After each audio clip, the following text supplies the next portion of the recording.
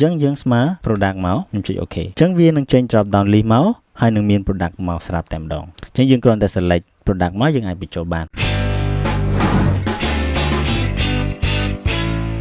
សួស្តីអ្នកទាំងអស់គ្នាសូមស្វាគមន៍មកកាន់និយាយ data នៅក្នុងវីដេអូនេះយើងនឹងបង្ហាញអ្នកទាំងអស់គ្នាអំពីរបៀបបង្កើត dynamic drop down list ដើម្បីកាត់បន្ថយកំហុសក្នុងការបញ្ចូលទិន្នន័យនៅក្នុង Microsoft Excel យើងមានវីដេអូមួយនិយាយអំពីការកំណត់ការបញ្ចូលទិន្នន័យនៅក្នុង Microsoft Excel ដែលនៅក្នុងវីដេអូនោះមានបង្ហាញអ្នកទាំងអស់គ្នាអំពីរបៀបបង្កើត drop down list ដែរក៏ប៉ុន្តែ drop down list នោះវាអត់ dynamic ទេមានន័យថាយើងអត់អាចបន្ថយឬក៏បន្ថែម item ចូលទៅក្នុង list នឹងបានងាយស្រួលទេអញ្ចឹងហើយនៅក្នុងវីដេអូនេះយើងបង្ហាញអ្នកទាំងអស់គ្នាអំពីរបៀបបង្កើត dynamic drop down list ដែលអាចបន្ថែមឬក៏បន្ថយ item បានយ៉ាងងាយស្រួលអូខេអញ្ចឹងដើម្បីបង្កើត drop down list dynamic បានយើងត្រូវស្គាល់មុខងារមួយរបស់ Microsoft Excel ឈ្មោះថា range name អញ្ចឹងគឺការដាក់ឈ្មោះឲ្យ range នឹងឯងអ្នកនរនេះសង្កេតឃើញនៅក្នុង Microsoft Excel នៅពេលដែលយើង select cell ណាមួយយើងក៏លេខមកមើលផ្នែកខាងឆ្វេងនេះវានឹងមានឈ្មោះ default របស់វានៅក្នុង name box ឈ្មោះកន្លែងនេះគឺយើងអាចកែបានចូលថាតែខ្ញុំចង់បានឈ្មោះនៅក្នុង price នេះ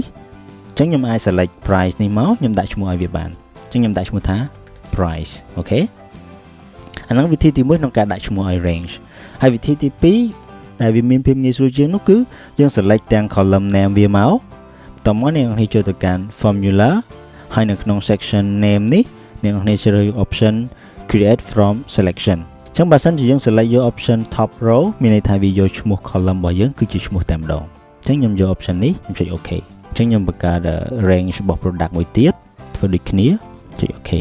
បន្ទាប់ពីយើងបង្កើត range នឹងហើយអ្នកនរគ្នា select កន្លែង drop down នេះមកនឹងឃើញឈ្មោះ range ដែលយើងបានបង្កើតទាំងអស់ឧទាហរណ៍ថាខ្ញុំ select យក price វានឹង highlight price មកហើយខ្ញុំ select យក product វានឹង highlight product name នឹងមកអញ្ចឹងសួរថាការដាក់ឈ្មោះឲ្យ range នឹងវាមានប្រយោជន៍បែបណាខ្លះអញ្ចឹងអត្ថប្រយោជន៍ចម្បងរបស់ការដាក់ឈ្មោះនឹងគឺការយកទៅប្រើនៅក្នុងរូបមន្តអញ្ចឹងឧទាហរណ៍ថាខ្ញុំចង់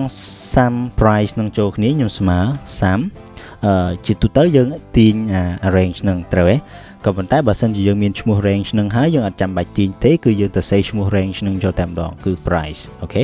យើងបិទមុខកញ្ចក់វិញ enter ហើយអ្វីដែលសំខាន់នោះគឺយើងអាចអានរូបមន្តនេះយល់ភ្លាមតែម្ដងគឺ sum អីគេ sum price អញ្ចឹងដូចគ្នាបើសិនជាយើងចង់ count product របស់យើងគឺយើងស្មើនឹង count មកហើយយើងដាក់ product អូខេ enter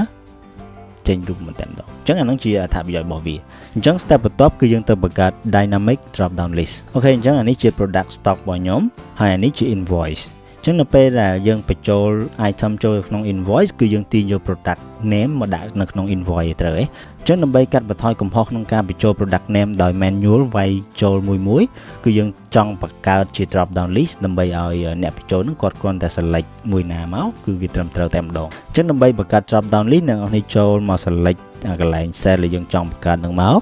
ហើយចូលទៅកាន់ data ហើយរើសយក data validation ហើយនៅក្នុង setting យើងជ្រើសរើសយក list នៅកន្លែងនេះគឺយើងចង់បញ្ចូល source របស់ list ហ្នឹង source របស់យើងដឹងហើយតែជា product ត្រូវទេអញ្ចឹងយើងស្មើ product មកខ្ញុំចុច OK អញ្ចឹងវានឹងចេញ drop down list មកហើយនឹងមាន product មកស្រាប់តែម្ដងអញ្ចឹងយើងគ្រាន់តែ select product មកយើងអាចបញ្ចូលបានហើយចំពោះការទាញយក price quantity amount នេះយើងមានវីដេអូដែលតាក់ទងនឹងការបង្កើត invoice អ្នកនរគ្នាអាចទៅមើលបានខ្ញុំដាក់ link នៅក្នុង description ដូចគ្នាចំពោះបើសិនយើងមាន invoice លើសពី1យើងអាចបង្កើតក្នុងវិធីដូចគ្នាគឺយើង select មកហើយយើងចូលទៅកាន់ data validation ហើយខ្ញុំយក list ហើយខ្ញុំដាក់ឈ្មោះថា product ជា source របស់វាខ្ញុំចុច OK អញ្ចឹងដូចគ្នាមាន list របស់ product អូខេអញ្ចឹងអាហ្នឹងយើងអាចបង្កើត drop down list ហើយសួរថាវា dynamic បែបណាអញ្ចឹងឧទាហរណ៍ថានៅក្នុង stock របស់ខ្ញុំចង់ថែម product មួយទៀតឈ្មោះថា Dell laptop អញ្ចឹងចុះហើយវាជា category laptop មានចំនួន30តម្លៃ$1000អូខេអញ្ចឹងនៅពេលដែលយើង add product ចូលអញ្ចឹងយើងអាចមកកែ range របស់យើងបានអ្នកឲ្យចូលមកកាន់ formula ហើយនៅក្នុង section name នេះចូលកន្លែង name manager ហើយយើងជ្រើសរើសយកកន្លែង product នេះមកហើយយើងកែ range របស់វាមកអញ្ចឹងខ្ញុំ select អានេះហើយខ្ញុំកែ range របស់វាឲ្យដល់ខាងក្រោមនេះខ្ញុំចុច OK close អូខេអញ្ចឹងកលេចមកមើល invoice របស់យើង select drop down list មកយើងឃើញ Dell ដែលបាន add ថ្មីអូខេហើយនៅក្នុង invoice ទី2មួយនេះគឺយើងអាចឃើញ item add ចូលថ្មីដូចគ្នាអញ្ចឹងបើសិនជាយើងប្រើវិធីផ្សេងអាចនឹងពិបាកក្នុងការកែទាំង invoice មួយនឹងម្ដង manual ហើយមកកែ invoice ទី2នឹងទៀតអញ្ចឹងអានឹងវាអាចនឹងពិបាកក្នុងការកែអញ្ចឹងវិធីនេះគឺវាងាយស្រួលបែបហ្នឹងឯងអូខេអញ្ចឹងសរុបមកវិញ